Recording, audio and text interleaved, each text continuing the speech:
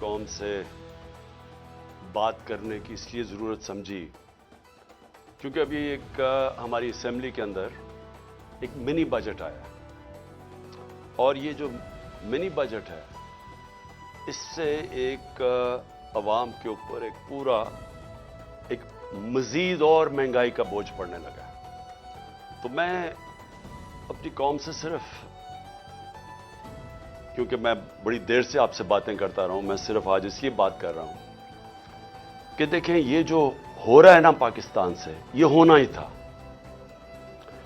जब हमारी हुकूमत हटाई गई तो मैं तब से कह रहा हूं कि मुल्क के मसलों का हल सिर्फ एक है, वो इलेक्शंस करवाएं और अवाम के मैंडेट से एक हुकूमत लेके आएं, जो हुकूमत फिर वो फैसले करे मुल्क के लिए जो मुश्किल फैसले हैं, लेकिन क्योंकि अवाम के मैंडेट से वो हुकूमत आई होगी वो फैसले कर सकेगी।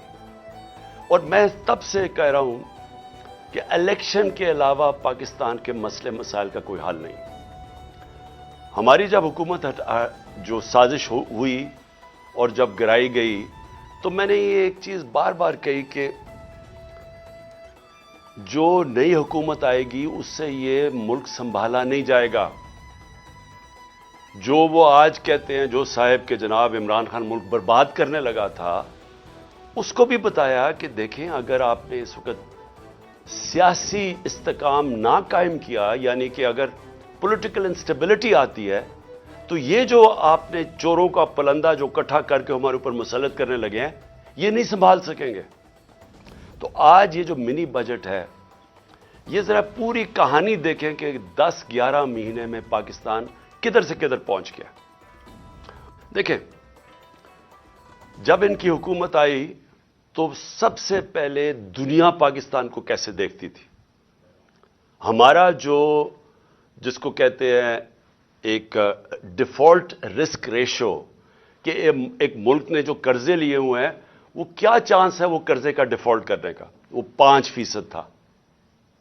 आज मुल्क के हालात ये हैं कि जो लेटेस्ट जो इंटरनेशनल क्रेडिट एजेंसी जो बताती है कि पाकिस्तान के माशी हालात क्या हैं, उसमें फिच एक एजेंसी है, उसने CCC- कर दिया पाकिस्तान को। यानी हम अब वो श्रीलंका की स्टेज के ऊपर पहुंच गए हैं कि दुनिया हमें वो देख रही है, वो मुल्क जो कि अब एक बास्केट केस बन गया, यानी वो डिफॉल्ट के उतना करीब पहुंच गया कि किसी बाहर के मुल्क ने इस मुल्क को कर्जे भी नहीं देने, कमर्शियल बैंक से कर्जे नहीं देने, कोई इन्वेस्टमेंट नहीं पाकिस्तान में आनी। तो जो आज हालात हैं इसके अंदर अगर हम ये समझ रहे हैं कि IMF के हम ये बातचीत मान जाएंगे उससे मुल्क ठीक हो जाएगा, इस खुशफहमी में कोई ना रहे, क्योंकि जो मुश्किल हालात अब ये मजीद और बिगड़ेंगे। अल्लाह क्योंकि अल्लाह का है, सच का खुदा है, उसकी वादा है कि वो सच सामने ले आएगा। जरा आज कौम को बताना चाहता हूं कि आज आटा हमारे दौर में 60 रुपए किलो था, आज 135 रुपए किलो पहुंच गया। जो आम आदमी खाने की उसकी पीने की चीज है। जो घी है वो 380 अरब था, आज 600 अरब केजी पहुंच गया। जो चिकन आम आदमी की जो खास तौर पर कभी कभी अपने बच्चों को वो चिकन खिलाते हैं, वो 335 रुपए केजी से 700 रुपए केजी पे पहुंच गया। जो दालें हैं, जो आम आदमी घरों में, आम आदमी की तो दाल रोटी प्याज की कीमत दुगनी से भी ज्यादा हो गई है। दालें गई हैं 250 रुपए केजी से 400 रुपए। और अब किसान, देखिए हमें जब तक किसान को नहीं उठाते, और जो हमने पूरी कोशिश की उठाने की, और माशाअल्लाह हमारे दौर पे आखिरी 2 साल में किसानों के पास रिकॉर्ड पैसा आया। हमने उनको टाइम पे जो गन्ने की फसल कटती थी, शुगर मिल से टाइम पे पैसा लेके दिया, पूरी कीमत लेके दी, कटौती खत्म की, टाइम पे पैसा मिला, उन्होंने अपनी जमीनों पे लगाया। रिकॉर्ड 4 फसलों की रिकॉर्ड प्रोडक्शन 2 साल हुई हमारी, यानी बम्पर क्रॉप्स हुई। तो आज वो जो यूरिया इस्तेमाल करता है वो 1668 रुपए हमारे दौर में था, आज यूरिया गया है 3000 रुपए पे। हमारा जो, फिर मैं और भी चीजें जो घर बनाने के लिए सरिया, لوگ استعمال کرتے ہیں، سیمنٹ استعمال کرتے ہیں، تو سیمنٹ گیا ہے 865 روپے سے 1062 روپے پہ. جو سریا استعمال کرتے ہیں وہ 2 لاکھ روپیہ ٹن سے، سلیب سے، وہ گیا ہے 3,05,000 روپے. آدمی کی پھر بات کر رہا ہوں کہ جو گیس کا جس کا بل 3,000 کا آتا تھا وہ آج ہو جائے گا 4,300 کا. جو بجلی کا بل جن کے گھر 10,000 آتا تھا وہ 13,000 پہ چلا جائے گا. سو یہ مزید میں آپ کو آج کے بل کے بعد جو مہنگائی ہے، sales tax across the board بڑھا دی ہے، یعنی ساری چیزیں، کیونکہ سیلز ٹیکس انہوں نے بڑھایا، ساری چیزیں اس سے مہنگی ہوں گی. اور جو بھی میں نے سریا کی اور سیمنٹ کی بات کی تھی، ان کے اوپر جو گیس، سریا بنانے کے لیے جو سٹیل ملز کو گیس جاتی تھی اس میں 14% انکریز کر دیا، تو اس کی قیمت اوپر جائے گی. سیمنٹ 10% گیس کی قیمت انکریز کر دی ہے تو مزید اس کی قیمت اوپر چلی جائے گی.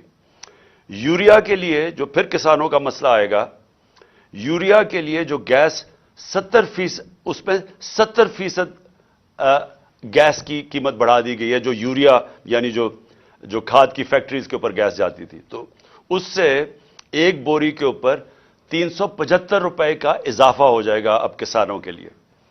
اور کسانوں کو آگے مشکل پڑی ہوئی ہے کہ ٹیوب ویلز کے اوپر جو بجلی کی تھی اس کی سبسڈی ختم کر دی، تو مزید اور کسانوں کے لیے ایک اور عذاب آ رہا ہے. اب اس سے ہوگا کیا؟ اس سے ہوگا یہ 2 چیزیں ہوں گی. ایک، مہنگائی بڑھے گی. مہنگائی آ گئی 50 سال میں پاکستان کی تاریخ کی سب سے زیادہ مہنگائی ہے. میں نے پھر سے کہا کہ ان کی ساری کیمپین ہمارے خلاف کیا تھی کہ ہم نے بہت زیادہ مہنگائی کر دی. ہمارے دور پہ جو مہنگائی تھی وہ 12% تھی، وہ آج پہنچ گئی ہے 30% کے اوپر اور مزید بڑھنے والی ہے. جو سب سے خوفناک چیز ہے، جو فوڈ انفلیشن، جو کھانے پینے کی چیزیں جو مہنگی ہوئی ہیں، وہ ہمارے دور پہ 16% تھی، آج 40% پہ پہنچ گئی. تو اس سے جو عام آدمی ہے، میں پھر سے کہتا ہوں جو سیلریڈ کلاس ہے، پہلے تو مہنگائی میں وہ پسیں گے، ساتھ ساتھ جو انہوں نے چیزیں بڑھائی ہیں، جو انہوں نے امپورٹس کے اوپر جو ان کی غلط پالیسیز تھی، جو نااہلی تھی، اسے فیکٹریاں بند ہو رہی ہیں. یوریا کے لیے جو گیس 70%، اس پہ 70% گیس کی قیمت بڑھا دی گئی ہے، جو یوریا یعنی جو کھاد کی فیکٹریز کے اوپر گیس جاتی تھی، تو اس سے ایک بوری کے اوپر 375 روپے کا اضافہ ہو جائے گا اب کسانوں کے لیے.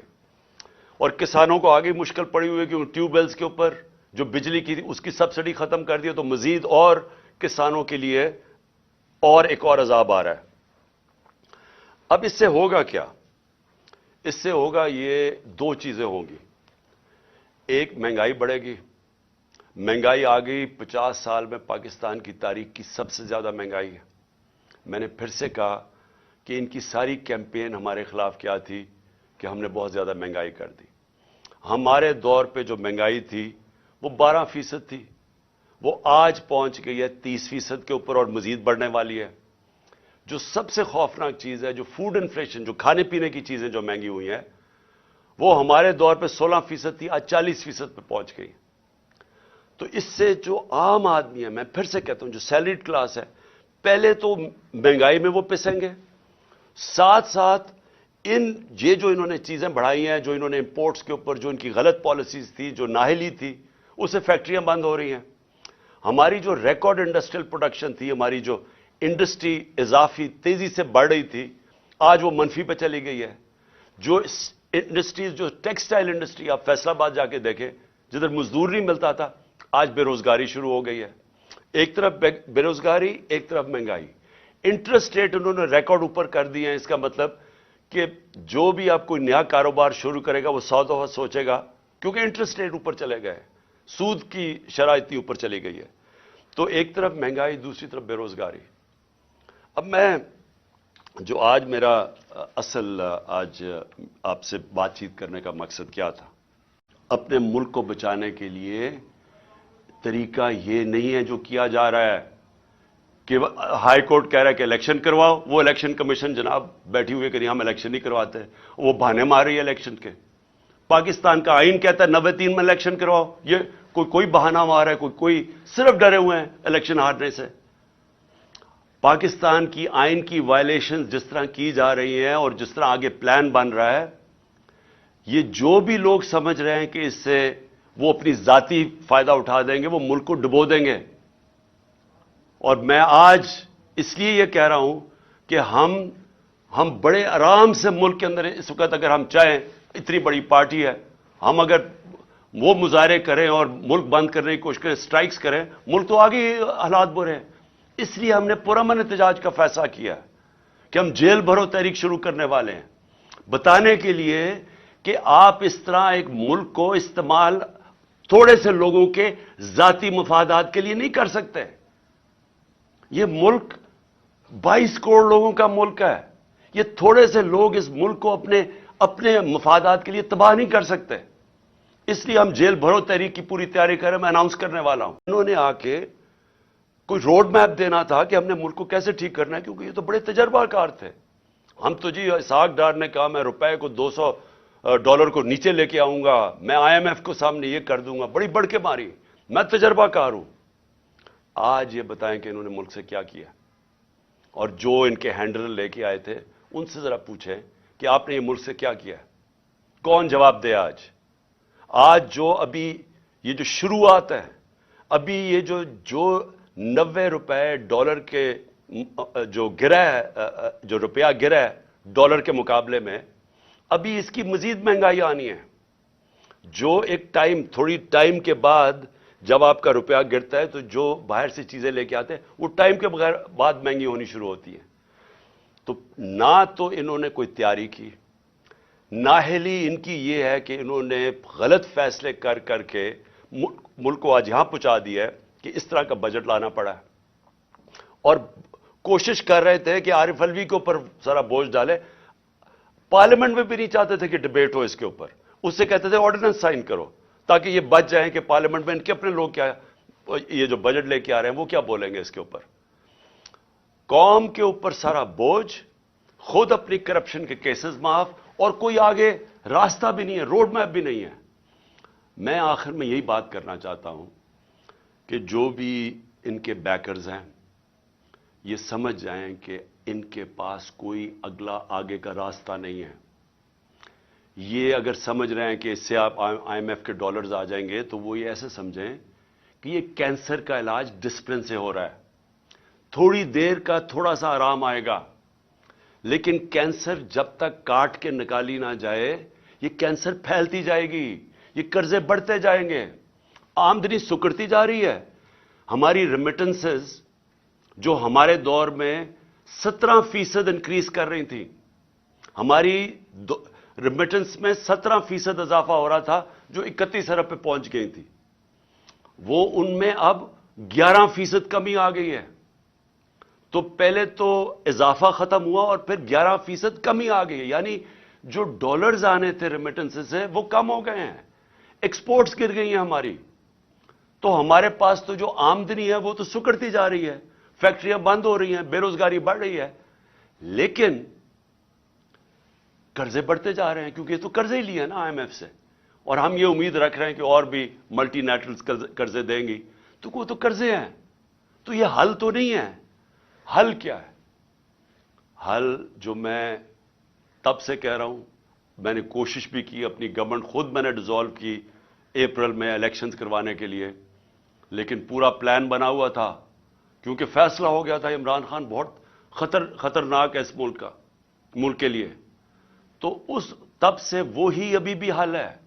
اس ملک میں اگر ہم نے صاف اور شفاف الیکشن نہ کروائے، ایک پبلک مینڈیٹ سے گورنمنٹ نہ آئی جو کہ پبلک جس کے پیچھے کھڑی ہو جس گورنمنٹ کے، وہ گورنمنٹ پھر مشکل فیصلے کرے، وہ جو میں کینسر کو کاٹ کے نکالے ملک سے، سٹرکچرل ریفارمز کرے، جو آج ملک کی ضرورت کرنے کا مقصد کیا تھا۔ اب آگے ہم کیا کر رہے ہیں، جا کدھر رہے ہیں؟ میں اس لیے آپ سے کہہ رہا ہوں کہ یہ جو مزید مہنگائی آئی ہے اور یہ جلدی انہوں نے کی ہے، شروع میں ان کو سمجھ نہیں آئی کیا کرنا تھا. اپنے این آر او کے اوپر انہوں نے وقت گزارا. ان کو صرف ایک پڑی ہوئی تھی کہ کس طرح کے ان کے 1100 ارب روپے کے ان کے اوپر کرپشن کیسز تھے وہ ختم ہو. ہم ہر سال ہمارے 3.5 سال کے اندر ہر سال جو نیب ریکور کرتی تھی چوری کا وہ 160 ارب روپیہ تھا. ہم نے 480 ارب روپیہ اپنے دور میں نیب نے ریکور کیا تھا. ہم نے نہیں کیسز بنائے تھے, یہ پرانے کیسز تھے, لیکن ہمارے دور میں نیب پیسے ریکور کر رہی تھی کیونکہ ہم کسی کو بچا نہیں رہے تھے. اب 1100 ارب روپے کے جو کرپشن کیس ہیں انہوں نے معاف کروا لیے. تو ایک طرف قوم کی کمر توڑ دی ہے مہنگائی اور بے روزگاری سے, دوسری طرف انہوں نے اپنے کرپشن کے کیسز معاف کروا لیے, اور تیسری طرف روپیہ ڈالر کے بنسبت 90 روپیہ گرا ہے. کہ کبھی پاکستان کی تاریخ میں اتنا زیادہ ڈالر مہنگا نہیں ہوئی اور اتنی تیزی سے روپیہ گرا نہیں ہے. تو قوم کے لیے تو کیا ہوا اس سے؟ اگر آپ کی 30,000 روپیہ تنخواہ تھی, آج صرف وہ 20,000 روپے کی 30,000 روپے کی تنخواہ 20,000 کی چیزیں خرید سکتی ہے. آج جو ڈی ویلیویشن ہوئی ہے ساری قوم کا, جو جیسے کہتے ہیں نا جی ڈی پی, کیونکہ جی ڈی پی ڈالر سے میجر ہوتی ہے تو پر کیپٹا انکم ڈالر سے میجر ہوتی ہے, وہ ساری نیچے آ گئی ہے.